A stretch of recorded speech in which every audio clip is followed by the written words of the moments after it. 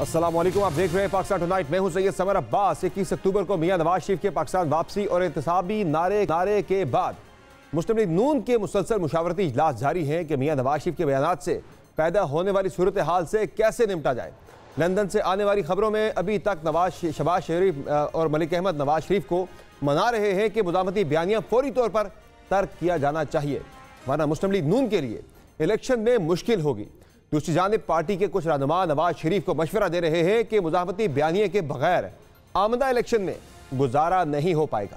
दूसरी जानिब अब तक नवाज शरीफ का फैसला हतमी है कि 21 अक्टूबर को पाकिस्तान आएंगे और इसके लिए हिफाजती जमानत अक्टूबर के दूसरे हफ्ते में दायर कर दी जाएगी। नून लीग की जानिब से कोशिश की जा रही है कि मियाँ नवाज शरीफ जेल के बजाय हर सूरत घर जाए, जिसका इंदिया कल ही हमारे प्रोग्राम में मियाँ नवाज शरीफ और मरीम नवाज के तर्जुमान मोहम्मद जुबैर ने भी दिया है।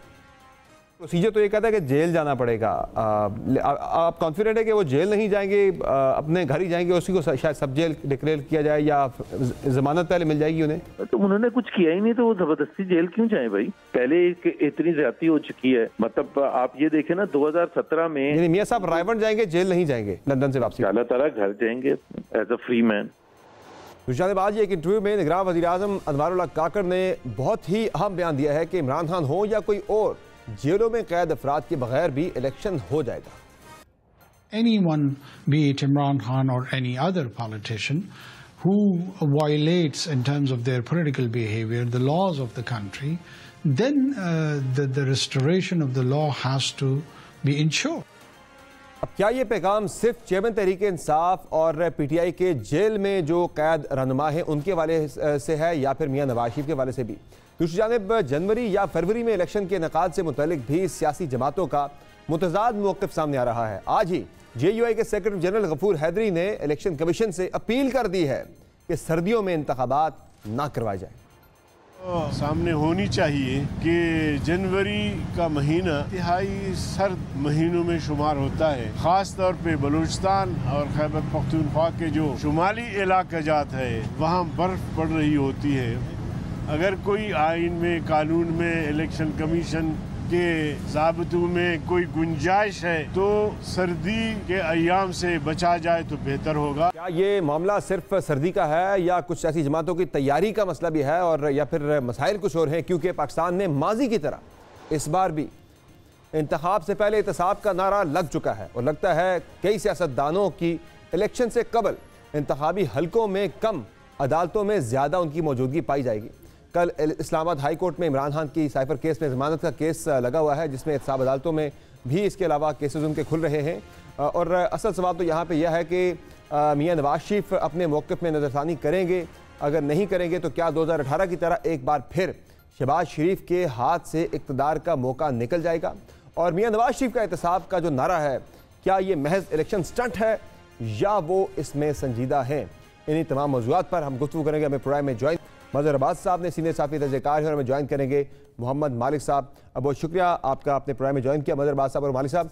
मज़हर अब्बास साहब ये बताएं कि सबसे पहले तो मियाँ नवाज शरीफ ने जो एक एहतसाब का नारा लगा दिया है वो कुछ मखसूस अफराद के हवाले से, इनसे माजी में उन्होंने काफ़ी ज़्यादा बेनिफिट्स भी लिया। अगर जनरल बाजवा की बात की जाए तो जनरल बाजवा ही थे कि जिनकी बदौलत मियाँ नवाज शरीफ साहब जेल से लंदन पहुँच गए थे। ये वही जनरल बाजवा थे कि जिनकी बदौलत PMLN जो है वो जेलों से निकल के एक वज़ीर आज़म हाउस और इक़्तिदार के ऐवानों में पहुंच गई थी। और फिर बाकी भी कई मामलात के ऊपर शहबाज शरीफ साहब उन्हें क्रेडिट देते रहे कि उनकी बदौलत हमने काफ़ी अच्छे हमारे मामलात हो गए। मसलन उन्होंने फैटफ के वाले से उन्होंने उनका स्पेशल उनका शुक्रिया अदा किया था कि उनकी वजह से हम इस मसले से बाहर निकले हैं। तो अब जो है जो मियाँ नवाज शरीफ ने नारा लगा दिया है कि हम उनका एहतसाब करेंगे, उनको छोड़ेंगे नहीं, ये नारा आपको इलेक्शन स्टंट नजर आता है जो कि नून लीग के पास बेचने को कोई पॉलिटिकल कैपिटल ऐसा सच है नहीं है कि जिसकी बेसिस पे वो जाएं आवाम के अंदर, या फिर संजीदा है मियाँ साहब इस मतबा इस नारे के अंदर? जी शुक्रिया समर। देखिए ये नारा है या हकीकत है, अगर हम माजी को सामने रखें तो नारा लगता है। आगे उनका क्या अरेंजमेंट है, क्या वो किस तरीके से आएंगे, किस तरीके से मेन स्ट्रीम पॉलिटिक्स में वापस आएंगे, इलेक्शन लड़ेंगे, इलेक्शन जीतेंगे और फिर वज़ीर आज़म बनेंगे चौथी बार, ये सब होगा तो फिर वो मरहला आएगा। पहले तो इस मरहले से उनको निकलने दें। पहली चीज़ तो यही है कि वो पाकिस्तान आएंगे 21 अक्टूबर को, जिस तरह वो कह रहे हैं। अगर वो 21 अक्टूबर को आएंगे तो क्या माहौल होगा। उनकी पार्टी ने ऑलरेडी फैसला किया है कि कोई इस्तकबाल उस तरह नहीं करेंगे, रैली नहीं निकलेगी, बल्कि मीनार पाकिस्तान पर जलसा होगा। वो जलसा कैसा होगा, इसी मीनार पाकिस्तान पर बहुत बड़े बड़े जलसे हमने देखे हैं, बेनज़ीर भुट्टो साहिबा का, ख़ुद इमरान खान साहब का। तो वो उनका एक टेस्ट होगा, 3-3.5 साल बाद वो वापस आ रहे हैं। वो देखना है कि वहाँ उनकी प्रेजेंस, और ज़ाहिर है मुस्लिम लीग नून को ये अंदाज़ा है कि बहुत बड़ा शो ऑफ स्ट्रेंथ उन्हें करना पड़ेगा, क्योंकि आज का लाहौर और आज का पंजाब उससे बहुत मुख्तलिफ है जिस पंजाब से मियाँ साहब लंदन गए थे। उसमें उसके बाद उनकी वो तकरीर और उनके वो बयानियाँ, जो कुछ भी वो बात कर रहे हैं, मुश्किल लगता है, बल्कि मुझे नहीं लगता कि जो वो बात कर रहे हैं वो बातों की को अमली शक्ल पहना पाएंगे। जिस पॉलिटिकल नैरेटिव को वो जो है वो कर रहे थे गुजरांवाला की तकरीर से, जो उन्होंने शुरू किया था, और उसके बाद हमने बारहा देखा कि उन्होंने अपने उस मौक़िफ़ से रिट्रीट किया, और उस रिट्रीट के नतीजे में फिर एक सूरत हाल मुख्तलिफ बनी, और उसके बाद उनकी एंट्री और एग्ज़िट पॉलिटिक्स में बड़ी दिलचस्प रही है। समर, पॉलिटिक्स में उनकी एंट्री भी एक्सीडेंटल रही है और एग्ज़िट भी एक्सीडेंटल हुआ है उनका। वो 3 मरतबा वज़ीर आज़म रहे, लेकिन तीनों मरतबा वो अपना टेन्योर कंप्लीट नहीं कर सके। अब उसकी बहुत सी वजूहत हैं। 99 में जिस तरह उनको बेदखल किया गया, वो इंतहाई गैर आइनी तरीक़ा था जिस अंदाज में वज़ीर आज़म को हटाया गया। 93 में वो वापस आए थे, उन्होंने कम बैक किया था 93 में, जब उन्हें 58(2)B के तहत हटाया गया था। लेकिन फिर मुबैना तौर पे गन पॉइंट पे सदर और वज़ीर आज़म को उस वक्त इस्तीफ़ा देना पड़ा। तो उनकी जो पूरी सियासत है वो बड़ी फ्रजाइल पॉलिटिक्स रही है, जहां उन्होंने बहुत से गलत फैसले भी किए हैं, लेकिन सर, और बहुत से ऐसे फैसले ये जो उनका पर्टिकुलर जो उनका एक नारा है मियां नवाज शरीफ का, इसमें तो सर उनके पास तो स्पेस ही बड़ी लिमिटेड है, चॉइसेस बड़ी लिमिटेड हैं कि अगर वो पिछली जो 16 महीने की कारकर्दगी थी उस पर तो वो बिल्कुल जाके किसी अपनी इलेक्शन कैंपेन के दौरान बात कर ही नहीं सकते, वो इतनी बुरी परफॉर्मेंस थी उनकी पिछले 16 महीनों की।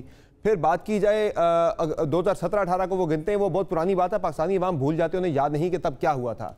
अब जब वो देखते हैं कि दूसरी तरफ उनके मुकाबले में पंजाब में जिस पॉलिटिकल पार्टी ने नून लीग की स्पेस जो है वो ऑक्यूपाई की है, पाकिस्तान तहरीक इंसाफ ने, उसने जनरल बाजवा साहब को बड़ा उसने जो है रगेदा था, बड़ा लताड़ा था, जिसके बाद उन्हें लगता है कि वो पॉपुलर हो गए तो हम भी अब उसी बयानिए पे आ जाएं।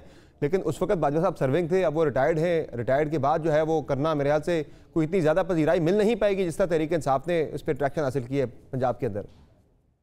देखिए समर, इस वक्त वो ठीक है कि हमारे यहाँ जनरली एंटी एस्टैब्लिशमेंट बयानियाँ बिकता है, लेकिन ये कैसे होगा कि अगर पीटीआई को तो स्पेस ही नहीं मिल रहा, बयानियाँ तो बहुत दूर की बात है।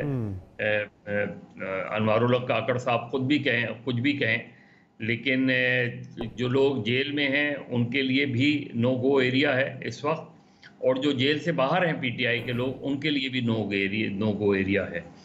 तो एक रेड लाइन है।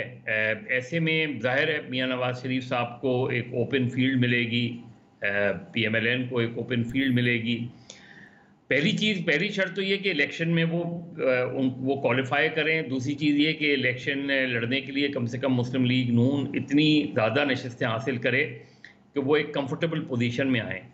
फिर वो ये तो नारा लगा रहे हैं कि सबका एहतसाब होना चाहिए, इबरत का निशान बनाना चाहिए। ज़रा फार्मूला बता दें कि दो साबिक चीफ जस्टिस का वो एहतसाब कैसे करवाएंगे, एक सिटिंग जज का एहतसाब कैसे करेंगे वो, और एक एक्स आर्मी चीफ का एहतसाब कैसे करेंगे, और एक एक्स DGI का एहतसाब कैसे करेंगे। तो ज़रा फार्मूला ज़ाहिर इलेक्शन से पहले बता दें तो ज़्यादा मुनासिब होगा कि हमें पता चल जाए कि हाँ। और प्रिंसिपली अगर बात करें, उसूली बात करें, तो ये बात ठीक है कि अगर किसी सिविलियन प्राइम मिनिस्टर का एहतसाब हो सकता है, किसी सिटिंग प्राइम मिनिस्टर को उठा के जो है वज़ीर आज़म हाउस से बेदखल किया जा सकता है, तो अगर किसी एक्स आर्मी चीफ को जो कि जिसने आइन की पामाली की हो, या जिसने पिछले 2018 और 2022 में ये चीज़ें साबित होती हैं कि वो पॉलिटिक्स कर रहे थे, कभी गवर्नमेंट बनाते थे, कभी गवर्नमेंट गिराते थे। और अगर एक्स DGI जो है इस तरह की सियासत में इन्वॉल्व रहे थे तो उनका क्यों ना हो एहतसाब। सवाल ये है कि चाहे इदारा करे, ठीक है, लेकिन उनका एहतसाब तो कोई एक एक्स आर्मी चीफ बताएं जो पॉलिटिक्स में इंटरफेयर करते हैं, इंटरफेरेंस उनकी नजर आती है, उनका एहतसाब हुआ। खुद उनका पॉइंट आ गया। सर का पॉइंट आ गया। मालिक साहब, आपकी क्या राय है कि ये जो मियां नवाज शरीफ की तरफ से नारा लगा है, एहतसाबी नारा लगा है, ये महज एक इलेक्शन स्टंट है या इसमें वो संजीदा दिखाई देते हैं? चूंकि इलेक्शन स्टंट की हद तक तो समझ में आता है कि उनके पास अवाम में जाने के लिए कुछ और है नहीं। उन्होंने देखा कि PTI ने इस पर बड़ी पजीराई हासिल की, बाजवा साहब के हवाले से उनको तनकीद का निशाना बना के तो हम भी बना लेते हैं, लेकिन जाहिर है फिर वो उनके पास बची कुची फिर वही कबूलियत ही है जो वो शायद ज़ाया कर दें। मकबूलियत तो पहले उनके पास है नहीं है। समर, मेरा ख्याल है वो इस बात पे ओवर कॉन्फिडेंट हो गए। उनका ख्याल ये है कि PMLN अब मजबूरी बन गई है, एस्टैब्लिशमेंट की और बाकी लोगों की मजबूरी बन गई है, क्योंकि एक कॉन्फ्लिक्ट है। PTI का हमें पता है कि जो कॉन्फ्लिक्ट चल रहा है 9 मई के बाद, बिल्कुल PTI ने तो अपने हाथ काट के पकड़ा दिए। तो उनको ये पता है कि यार हमारा जीतना इशू नहीं है, उनका हारना ठहर गया है, और इसलिए हम जो भी करें हम हमारे बगैर गुजारा नहीं हो सकता। लेकिन आई थिंक एक फाइन लाइन ये है, मेरे नज़दीक PMLN शायद इंडिस्पेंसिबल हो प्लान्स के लिए, लेकिन मियां साहब इंडिस्पेंसिबल नहीं है। पहले भी PMLN की गवर्नमेंट 2 मुख्तलिफ वज़राए आज़म के साथ चली, PDM भी चल गई उनकी छोटे भाई के साथ, और उनका एक हमेशा से अपना रिलेशनशिप, एक इंडिपेंडेंट रिलेशनशिप रहा है।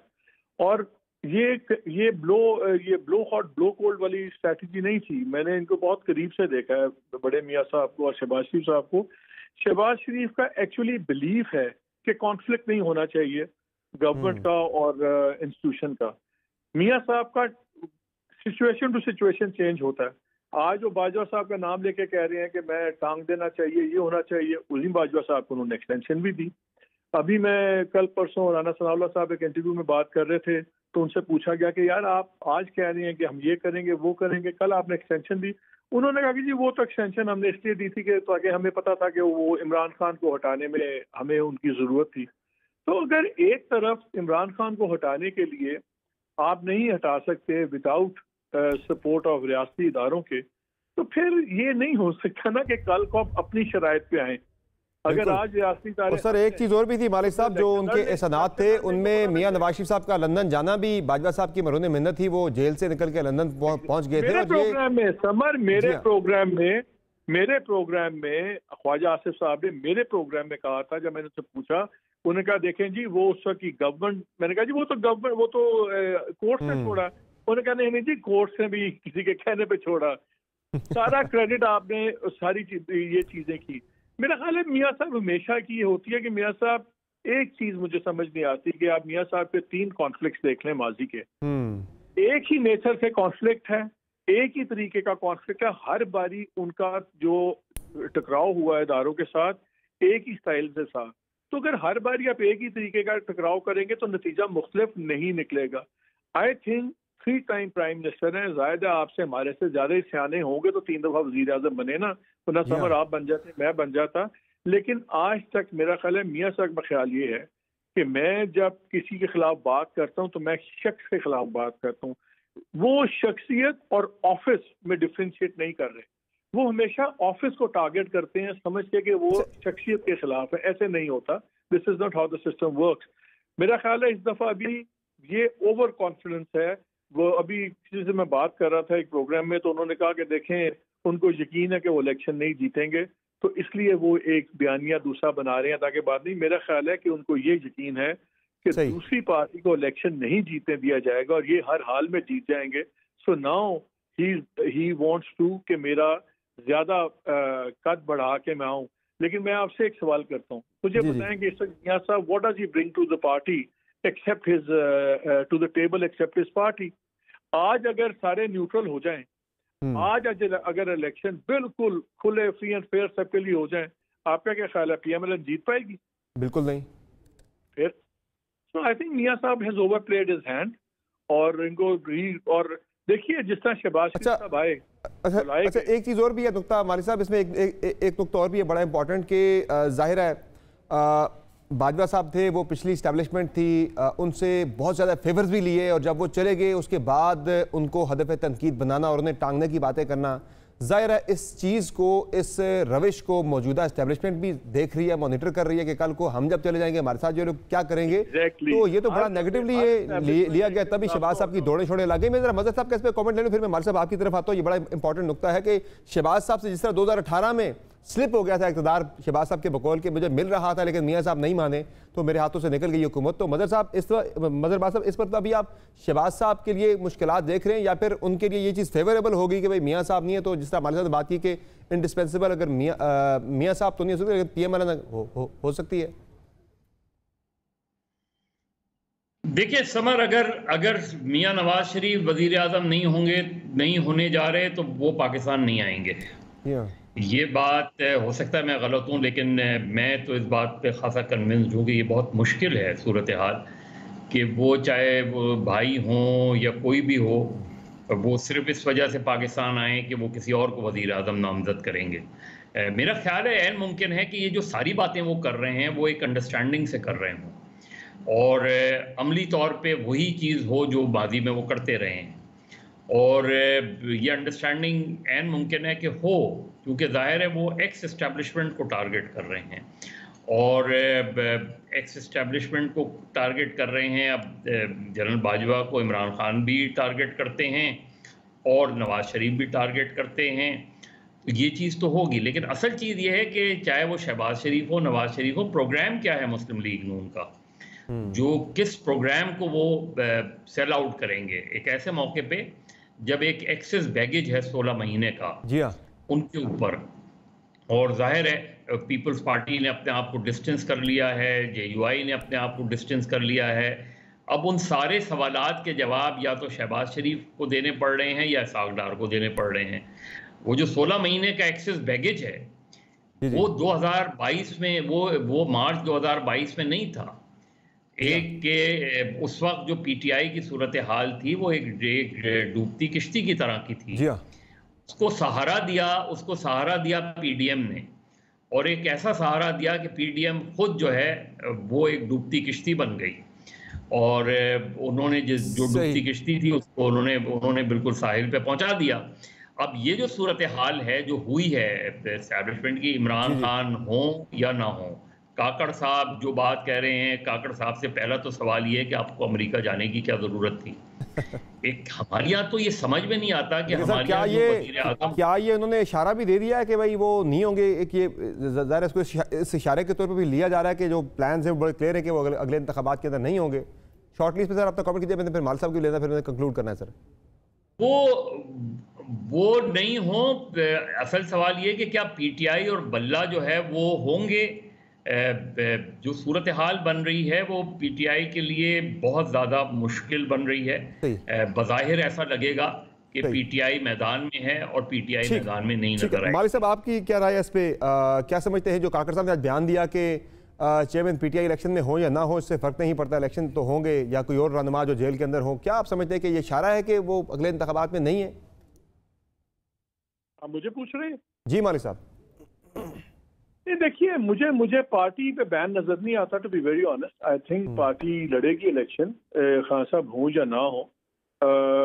बात यह कि कितने लोग जीतते हैं और कितने लोगों को जीतने दिया जाता है, दैट मेक्स ए डिफरेंस। देखिए एक तो चीज नजर आ रही है कि एक फैसला हो गया है कि इलेक्शन नागुज़ीर हैं। ये ग्रजिंगली इलेक्शन हो रहे हैं, ये खुशी से इलेक्शन नहीं हो रहे, ग्रजिंगली हो रहे हैं, बिकॉज नजर आ गया कि इंटरनेशनली हो नहीं सकता। जो इन्वेस्टमेंट UAE ने, सऊदी अरेबिया ने प्रॉमिस भी की हैं, वो लिंक्ड हैं कि आप IMF के प्रोग्राम में रहेंगे, इंटरनेशनल चीजों में रहेंगे। तो अब आई थिंक ये फैसला हो गया कि ठीक है यार, लोकल जो भी लेवल पे जो भी मर्जी बकवास करे, कोई भी बकबक हो, इलेक्शन हो जाए, एक सिविलियन फसाद आ जाए और फिर काम चले, टफ इकोनॉमिक डिसीजन हो। देखें 2-3 चीजें तो कॉमन है ना, चाहे शहबाज शरीफ है, चाहे उनसे पहले लोग थे, एक चीज सबने कंसीड की और इंटरिम गवर्नमेंट में सबने कि जी जब पैसे भी लाने थे सऊदी अरेबिया से, UAE से, तो उसमें इंस्टीट्यूशन का बड़ा रूल था। बिल्कुल। और अब ये बन गई है facilitation council, again that is an institution driven thing. तो जो इकोनॉमी फोकस एक्टिविटीज हैं उसमें तो इंस्टीट्यूशनल सेटअप ही लीड कर रहा है और आपके इकोनॉमिक इश्यूज ही हैं, उसी पे सारा काम होना है। सो आई थिंक अब होगा क्या, मुझे लगता है जो भी रिजल्ट्स आएंगे शायद उसमें कंट्रोवर्सी उठेगी तो ठीक है, वो ट्रिब्यूनल्स में लोग जाते रहेंगे। तो इलेक्शन भी होंगे, आई थिंक यही कोलिशन का वही सामने चीज आएगी, मुझे और तो कोई चेंज नजर नहीं आ रहा। लेकिन और ज्यादा चांसेस, वन कमेंट सर, और ज्यादा चांसेस जो led by Shahbaz Sharif, not Nawaz Sharif. देखिए नवाज शरीफ साहब का जो लेटेस्ट स्टेटमेंट आया ना, इससे एक नीडलेस, आप कहते हैं ना एक बंदे को दोबारा झंझोड़ के आप पुरानी बातें याद कराने वाली बात है। और मियां साहब बड़े हॉक, मियां साहब हॉक हैं, मरियम हॉक हैं, और आपको याद है वो जावेद लतीफ साहब उनके साउंडिंग बोर्ड है, और जब वो बात कोई करें तो समझ जाया करेंगे वो क्या सोचते हैं।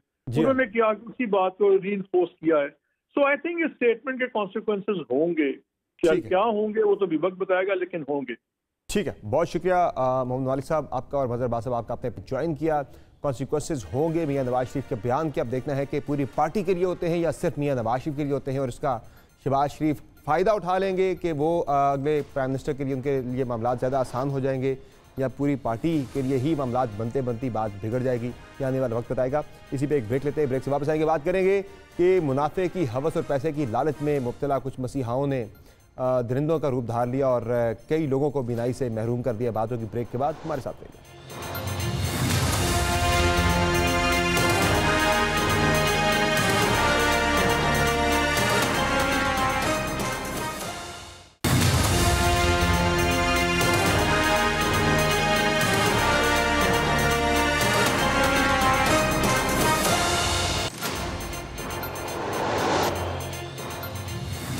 नाज़रीन, मुनाफे की लालच और पैसों के हवस में मुब्तला कुछ मसीहाओं ने दरिंदों का रूप धार लिया। लाहौर, कसूर, मुल्तान और सादकाबाद के इलाकों में ज़ियादतीस के मरीजों को कुव्वत बसारत में बेहतरी का लालच देकर लाखों रुपए लेकर उनकी बीनाई छीन ली गई। 20 सितंबर को लाहौर के निजी अस्पतालों में शुगर के मरीजों को आंखों की सूजन खत्म करने के लिए टीके लगाए गए, जिसके रिएक्शन से 14 से 20 मरीज आंखों की बीनाई से महरूम हो गए हैं। इंजेक्शन से मुतासर होने वालों में कसूर से रहनुमा पीपल्स पार्टी चौधरी मंजूर के भाई भी शामिल हैं। आज वफाकी निगरान वजीर सेहत डॉक्टर नदीम जान और निगरान सूबाई वजीर सेहत डॉक्टर जमाल नासिर ने प्रेस कॉन्फ्रेंस करते हुए बताया कि इंजेक्शंस को मार्केट से उठा लिया गया है, जबकि इसकी सप्लाई करने वाले 2 अफराद के खिलाफ मुकदमा दर्ज कर लिया गया है। तहकीकात के लिए 5 रुकनी कमेटी के भी कायम कर ली गई है, जो 3 में रिपोर्ट पेश करेगी। लाहौर में नहीं हुआ बल्कि कसूर में नहीं हुआ, ये वाकया मुल्तान में भी हुआ है, सादकाबाद में भी हुआ है। तो अभी हम ये भी चेक कर रहे हैं कि इसका लाइसेंस में जो इम्पोर्ट हुई थी उसका क्या मामला हुआ था, कैसे ये डिस्ट्रीब्यूशन होती है, और कैसे डॉक्टर जो थे जिन्होंने टीका लगाया था क्या वो इस काबिल थे कि नहीं थे। एक कमेटी बनी है जिसमें 5 हमारे सीनियर तरीन लोग हैं, और वो 3 दिन में हमें रिपोर्ट पेश करेंगे जो कि जामी होगी। वो दवाई जो बैच है उसको हमने रिकॉल कर दिया है, वो अभी हमारे पास है मार्केट में, उसकी सेल करने की इजाजत नहीं। दूसरा ये कि जो सप्लायर हैं उनके 2 बंदे, उनके खिलाफ FIR लॉन्च की गई है, उनके खिलाफ कानूनी कार्रवाई का आगाज हो गया है। वाज़ेह रहे इस इंजेक्शन पर 2011 से अमेरिका में और 2016 से भारत में पाबंदी है, तो ये इंपोर्ट कैसे हुआ, किसने इजाज़त दी और कैसे मार्केट में सप्लाई किया गया, और क्या कमेटी बनाकर किसी को बचाने की कोशिश तो नहीं होगी। इस पर बात करने के लिए हमें प्रोग्राम में ज्वाइन किया है वज़ीर सेहत पंजाब डॉक्टर जावेद अकरम साहब ने, जबकि चौधरी मंजूर साहब भी हमारे साथ प्रोग्राम में मौजूद होंगे। डॉक्टर साहब ये बताइएगा कि सबसे पहले तो बता दें सर, केसेस जो हैं पहले लाहौर से रिपोर्ट हुए, फिर कसूर और मुल्तान से भी आए, अब तक 20 केसेस का आ रहा है। सर ये कितने बढ़ सकते हैं, कहाँ तक ये केसेस जा सकते हैं, जो मुतासर अफराद की तादाद है? देखें, इस वक्त जो हमारे रिपोर्ट हो चुके हैं वो 68 केसेस हैं, और उसमें से 20 लाहौर में हैं, मुल्तान से हैं 18 के करीब, और बहावलपुर से हैं, सादकाबाद से हैं, कसूर से हैं, छोटे शहरों से, इस तरह 2-2 1-1 केसेस हैं। और अल्लाह करे कि यही ख़त्मी हमारी हों पेशेंट्स, लेकिन अनफॉर्चुनेटली अंदेशा है कि ये बढ़ भी सकते हैं, क्योंकि ये 68 वो हैं कि जो बीमारी से महरूम हो चुके हैं पहले। नहीं, ऐसा नहीं है, ये वो हैं जिनमें ये इंजेक्शन लगा और उनको रिएक्शन हुआ। रिएक्शन होने का ये मतलब हरगिज़ नहीं है कि 100% चांस हो गया कि उनकी बनाई चली गई। उनको अगर हम प्रॉपर ट्रीटमेंट दें और हैवी एंटीबायोटिक्स दें और इंट्राकुलर आँख के अंदर ही एंटीबायोटिक्स बहुत एक्सपेंसिव वाली देनी पड़ेंगी, और उसके बाद उनको एडमिट किया जाए और अगर ज़रूरत हो तो उनकी सर्जरी भी की जाए, विट्रियल सर्जरी। तो अभी हमने आज ही अभी 1 घंटा पहले हमारी मीटिंग ख़त्म हुई, चीफ मिनिस्टर साहब भी थे, मैं भी था, और हमने ये फ़ैसला किया कि 15 दिन के लिए इस टीके का इस्तेमाल हॉल्ट कर दिया जाए, कोई भी किसी इंडिकेशन में ना कर सके इस्तेमाल, एक्सेप्ट कि ये टीका एक्चुअली एंटी कैंसर इंजेक्शन है रॉश का, और उसमें तो यूज़ करते रहें, लेकिन आँख के अंदर इसका इस्तेमाल जो ऑफ लेबल यूज़ है, जो FDA ने अप्रूव भी नहीं किया, वो वाला हॉल्ट कर दिया गया है। और हमने जितने ये केसेस आ रहे हैं, इनके सैम्पल्स कल्चर सेंसिटिविटी के, जो इंजेक्शंस जो बड़े वायल से छोटे में बनवाए गए, उनको हम उनके प्रीमिसेस को इन्वेस्टिगेट कर रहे हैं, उनके लाइसेंसेस को कर रहे हैं जो कि नहीं थे।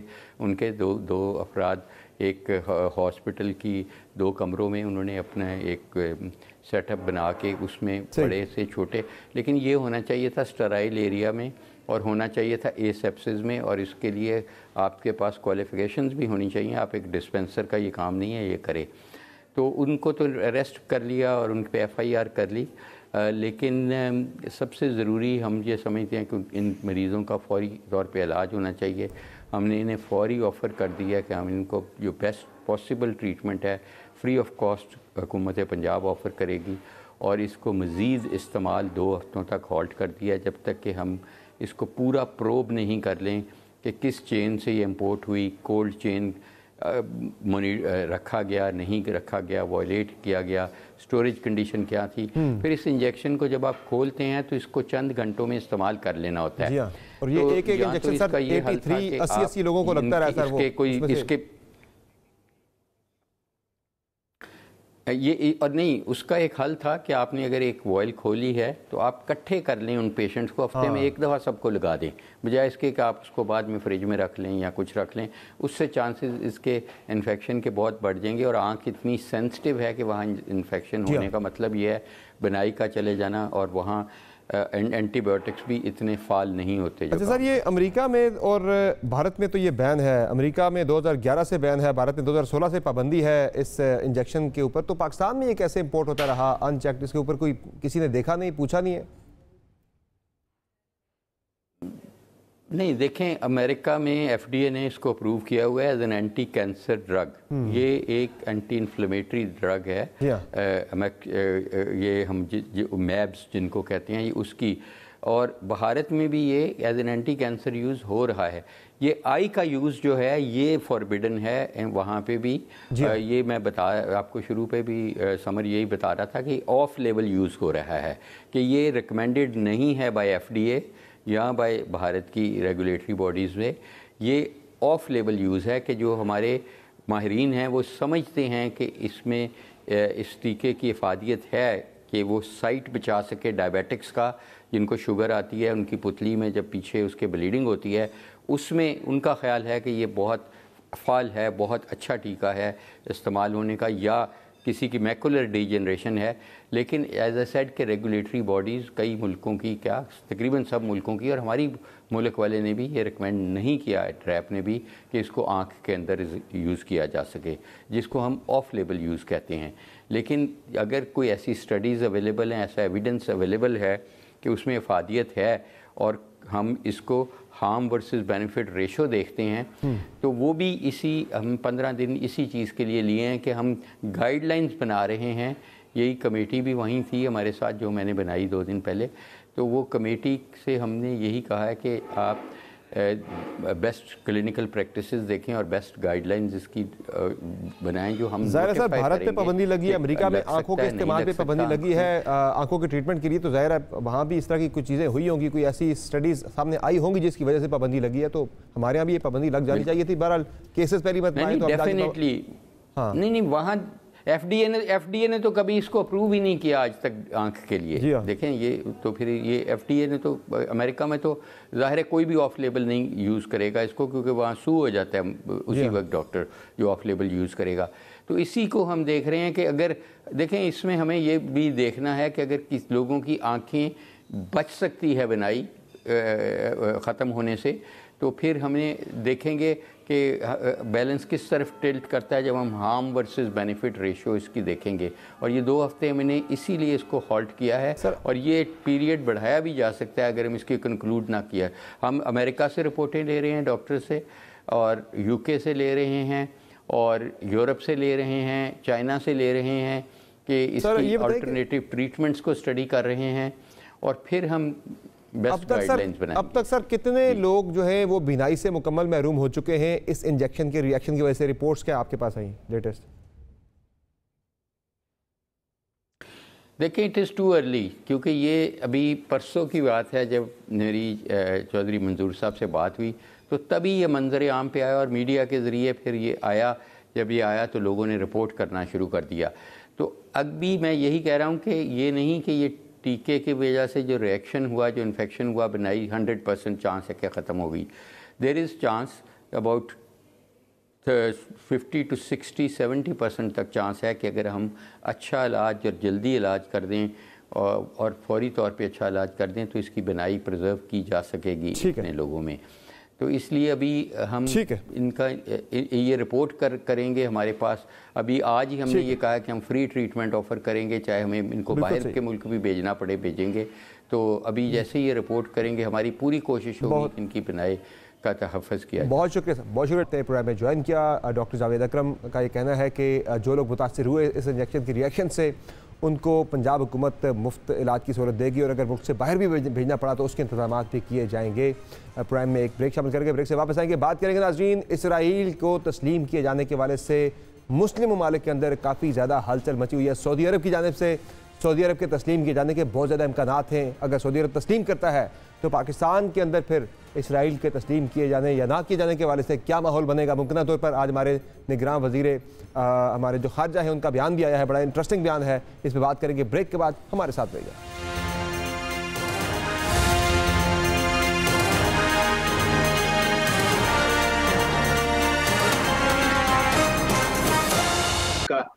और हमेशा सऊदीज फाइनेंस करते थे, कहीं और भी मीटिंग होती थी OIC की, लेकिन मेरे ख्याल में अब एक हवा चली है प्रैग्मेटिज्म की, हकीकत पसंदी की, कि अब वो ये देख रहे हैं कि दुनिया आगे बढ़ गई है तो हमें मशरक़ वुस्ता में भी आगे बढ़ना है।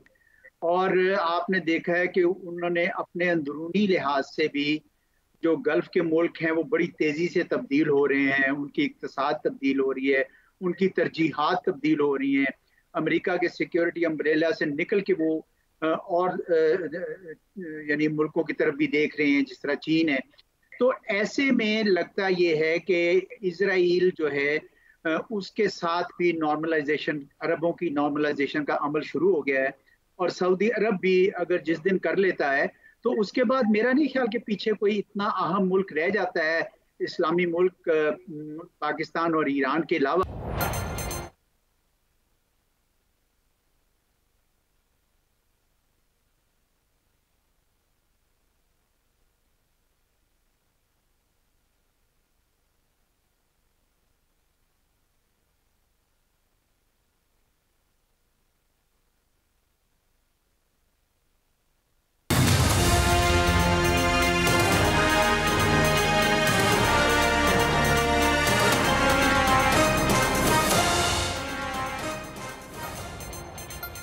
Welcome back. मुस्लिम ममालिक की जानिब से एक बार फिर इसराइल को तस्लीम करने की बहस चल पड़ी है। इस बहस का आगाज़ किसी और नहीं उस सऊदी अरब के वलियाहत की जानिब से किया गया है जहां फ़लस्तीन के मसले पर कायम होने वाली OIC का हेडक्वार्टर मौजूद है। सऊदी वलियाहत मोहम्मद बिन सलमान ने फॉक्स न्यूज़ को दिए गए इंटरव्यू में कहा इसराइल से मुज़ाकरात में मस्बत पेशरफ्त जारी है। We're going to see where it will go. We hope that it will reach a place that it will ease the life of the Palestinians and get Israel back, as a player in Middle East. So you think, if you were to characterize it, are you close? Every day we get closer. Israeli वज़ीर ख़ारजा Eli Kohn ने भी बड़ा दावा किया है कि और कहा है कि सिर्फ सऊदी अरब नहीं उसके साथ कम अज़ कम मज़ीद 6 या 7 मुस्लिम ममालिक इसराइल के साथ अमन का मुआहदा करेंगे। इन अहम मुस्लिम ममालिक के साथ हमारे ताल्लुकात नहीं जो अमन में दिलचस्पी रखते हैं। ये ममालिक अफ्रीका और एशिया में वाक़ हैं, लेकिन इसराइली वज़ीर ख़ारजा ने इन ममालिक का नाम बताने से इनकार किया। बाद में उन्होंने कहा कि उनमें से कुछ के साथ उनका बराह रास्त रब्ता रहा है। इससे कबल इसराइली वज़ीर-ए-आज़म नेतन्याहू ने भी अक़वाम मुत्तहिदा जनरल असम्बली का इजलास से खिताब करते हुए दावा किया था कि वो सऊदी अरब के साथ अमन मुआहदे के बहुत करीब हैं। मुस्लिम ममालिक के इसराइल को तस्लीम करने के मुआहदे पर निगरान वज़ीर ख़ारिजा जलील अब्बास जिलानी का मौक़िफ़ भी सामने आ गया है, जिन्होंने इसराइल को तस्लीम न करने के माजी के दो टोक मौक़िफ़ के बरक्स कहा है कि इसराइल को तस्लीम करने या ना करने से मुतालिक फैसला पाकिस्तान और फ़लस्तीनी अवाम के मुफाद में किया जाएगा। कि इसराइल को तस्लीम करने या ना करने के बहुत करीब तो है ही सऊदी अरब। पाकिस्तान में इसराइल को तस्लीम करने या ना करने के हवाले से भी एक बार फिर बहस का आगाज़ हो गया है और अब अहम सवाल यह है कि पाकिस्तान उन 6 या 7 ममालिक में शामिल है जो इसराइल को तस्लीम करने जा रहे हैं। क्या सऊदी अरब के साथ पाकिस्तान इसराइल को तस्लीम करने पर मजबूर होगा? क्या निगरान हुकूमत इस साथ मामले पर कबल इस वक्त कोई बात उन्हें करनी चाहिए थी? इसी पर हम बात करेंगे। प्रोग्राम में हमें ज्वाइन किया है सेक्रेटरी खारजा जनाब एजाज चौधरी साहब ने। एजाज साहब ये बताइएगा सर कि जो इस वक्त इसराइल को तस्लीम करने के वाले से बयान आया है सऊदी वली अहद का, उन्होंने कहा कि हम काफ़ी ज़्यादा करीब है, इस पर मस्बत पेशरफ्त हो रही है। क्या समझते हैं सऊदी अरब अगर तस्लीम करता है तो ये कितनी बड़ी डेवलपमेंट होगी मुस्लिम ममालिक के लिए, दीगर मुस्लिम ममालिक के लिए इसराइल को तस्लीम करने के वाले से? जी सिग्निफिकेंट तो बहुत है। सऊदी अरेबिया तो वो मुल्क है जो मुसलमान दुनिया का मैं समझता हूँ कि मरकज़ है, क्योंकि वहाँ पे 2 हरमैन शरीफैन हैं वहाँ पे। इसलिए सऊदी अरब के ने OIC के इर्तिका में बहुत बड़ा किरदार अदा किया है। हेडक्वार्टर्स भी उनका जद्दा में है OIC का, और हमेशा सऊदीज फाइनेंस करते थे, कहीं और भी मीटिंग होती थी OIC की। लेकिन मेरे ख्याल में अब एक हवा चली है प्रैग्मेटिज्म की, हकीकत पसंदी की, कि अब वो ये देख रहे हैं कि दुनिया आगे बढ़ गई है तो हमें मशरक़ वुस्ता में भी आगे बढ़ना है। और आपने देखा है कि उन्होंने अपने अंदरूनी लिहाज से भी जो गल्फ के मुल्क हैं वो बड़ी तेज़ी से तब्दील हो रहे हैं, उनकी इक़्तिसाद तब्दील हो रही है, उनकी तरजीहात तब्दील हो रही हैं। अमेरिका के सिक्योरिटी अम्ब्रेला से निकल के वो एजाज चौधरी साहब ये बताएं कि इसराइली वज़ीर दिफा ने भी दावा किया है कि सऊदी अरब के साथ कुछ 6 से 7 मज़ीद ममालिक जो हैं वो इसराइल करेंगे, जिनमें वो कह रहे हैं कुछ अफ्रीका में हैं, कुछ एशिया के अंदर हैं। तो एशिया के अंदर कोई मुमकिन नाम पाकिस्तान का तो नहीं हो सकता कहीं? देखिए पाकिस्तान को भी एक दिन इस सवाल पे गौर करना होगा। पाकिस्तान ने आज तक इसके ऊपर फैसला नहीं कर पाए हैं और उसकी 2 बड़ी वजह थी। पहली वजह तो ये थी कि हम फ़लस्तीनियों के साथ खड़े थे और हम ये समझते हैं कि फ़लस्तीनियों का और कश्मीरियों का मसला जो है वो मुश्तरका है, हक़ खुद इरादियत का है, और वो हक दोनों ऑक्युपाइंग फोर्सेस उनको नहीं दे रही। दूसरा, हम समझते थे कि सारी मुसलमान दुनिया के साथ कदम से कदम मिलाकर चलना चाहिए, तो इसलिए। वरना तो अगर आप ये देखें तो इसराइल के साथ हमारा कोई झगड़ा तो नहीं था ना ज़ाहिरन, और जबकि हमने अपना सिफारत खाना हिंदुस्तान के साथ भी रखा हुआ है जिसके साथ हमने जंगें लड़ी हुई हैं, तो कोई वजह ना होती कि हम वहाँ भी उसको तस्लीम कर लेते। लेकिन इन 2 वजूहात की बुनियाद पर हमने नहीं किया। लेकिन साथ ही साथ आपने ये भी देखा है कि पाकिस्तान के अंदर ये सवाल उठाया जाता रहा है बार बार कि हम जब इसराइल के साथ हमारा कोई बॉर्डर नहीं मिलता, कोई हमारा उस तरह मसला कोई नहीं है, तो हम किस लिए उसके साथ ये दुश्मनी ली हुई है हमने, क्योंकि इस दुश्मनी का हमें नुकसान कई है। तो लोग गिनवाते हैं वो नुकसान। पहला तो ये है कि अमेरिका के अंदर इसराइल की लॉबी बड़ी स्ट्रॉन्ग है, बड़ी मजबूत है, वो पाकिस्तान के खिलाफ काम करती है। दूसरी बात यह कि इसराइल और हिंदुस्तान मिलकर उन्होंने पाकिस्तान के खिलाफ काफ़ी एक बड़ा तगड़ा महाज है, और आपने ये देखा कि हिंदुस्तान ने मकबूजा कश्मीर में कमोबेश वही चीज़ें की जो इसराइल जो है वो फ़लस्तीन में करता था। तो लोग ये सोचते हैं इस बात के ऊपर कि हमने फिर अपने लिए क्यों ये मुश्किलात पैदा क्यों है, जबकि हमारा उनसे कोई ख़ास लेना देना भी नहीं है। तो मुझे लगता है कि हमारे लोग भी उस पर गौर करेंगे जैसे ही सऊदी अरब उसको रिकग्नाइज करेगा। क्या सऊदी अरब इसराइल को तस्लीम करने के बाद पाकिस्तान को मजबूर कर सकता है कि वो भी तस्लीम करे इसराइल को? अपना जाती ख्याल ये रहा है हमेशा से समर साहब के पाकिस्तान को अपने फैसले खुद करने चाहिए। जी हाँ, अपने मफाद को देख कर करने चाहिए। ये जब हम दबाव में आके और या दोस्तियां निभाते हुए काम करते हैं, ये दुरुस्त रविश नहीं है। देखिए बैनुल अक़वामी ताल्लुकात में हर मुल्क अपने मफादात देखता है। पाकिस्तान को भी चाहिए कि अपने ही मफादात देखे, और अगर हमारा मफाद इसमें है जो मुझे नजर आ रहा है तो शायद ये हमें करना चाहिए, इसलिए नहीं कि सऊदी अरब की तरफ से दबाव आएगा, हमें ये खुद फैसला करना होगा। लेकिन मेरा ख्याल है कि हुकूमत वक्त सिर्फ सऊदी फैक्टर नहीं देखती, हुकूमत वक्त ये देखती है कि जो आपके अंदर मजहबी इंतहा पसंद जो कुव्वतें हैं, वो मुमकिन है कि पाकिस्तान की उस वक्त की हुकूमत जो इसका एक्सेप्ट करने की कोशिश करे उसके खिलाफ एक यानी बड़ा हादसा बन जाए। तो वो इसलिए बहुत सारी हुकूमतों ने ये फैसला नहीं किया। जैसे कहते हैं ना कि गर्म आलू यानी हॉट पोटैटो के तौर पर वो कहते हैं इसको चलें इसको छोड़ दें या क्रिकेट की सलाह कर दें, तो it is ball well just. तो लेकिन एक वक्त आ सकता है, आपकी बात सही है कि सऊदी अरब अगर कर लेता है रिकग्नाइज, तो पाकिस्तान को भी फिर इस मामले पे थोड़ा सोच विचार करनी होगी। अच्छा सर, निगरान वज़ीर ख़ारजा जलील अब्बास जिलानी साहब का जो बयान है वो भी बड़ा मानी खेज था, जिन्होंने रवायती तौर पर जो पाकिस्तान का मौक़िफ़ था कि इसराइल को तस्लीम नहीं करेंगे, दो टोक मौक़िफ़ था, उसके बरक्स आज उन्होंने मशरूत सी बात की है कि पाकिस्तान इसराइल को तस्लीम करने या ना करने का फैसला पाकिस्तान और फ़लस्तीनी मुफादात को देख कर करेगा। तो क्या ये पाकिस्तान की पॉलिसी में तब्दीली का इशारा है? देखिए, पाकिस्तान की पॉलिसी तो ये रही है कि हम अक़वाम मुत्तहिदा का वो रेजोल्यूशन जिस पे तकरीबन सारे राजी थे कि 2 स्टेट सोल्यूशन, यानी इजराइल भी हो और फलस्तीन की भी रियासत हो। अब फलस्तीन की जो रियासत है वो अगर आप देखें वाइबल नहीं है। एक तो वो एक कंटिगुअस मैस लैंड नहीं है और दूसरी ये है कि ईस्ट जेरूसलम उनका कैपिटल नहीं है। तो इस वजह से लोग जो है इंतजार कर रहे थे उस वक्त का कि 2 स्टेट सोल्यूशन हो जाए तो फिर हम भी कर लेते। उस वक्त हमारी भी मुतालबा यही था और हमारा भी ख्याल यही था। लेकिन अब चूंकि अरबों ने खुद इसके ऊपर कोई और रविश ले ली है, तो यकीनन पाकिस्तान को भी अपने मफाद में और फ़लस्तीनियों के साथ कंसल्ट करते हुए फ़लस्तीनियों के मफाद में फैसला करना होगा। मेरे ख्याल में इसमें कोई ये बयान जो है एक लिहाज से उसी हकीकत पसंदी को जाहिर कर रहा है जो इस वक्त पूरे इलाके में। साहब आपने प्रोग्राम में ज्वाइन किया, नाज़रीन आज इजाज़त दीजिए, खुदा हाफ़िज़।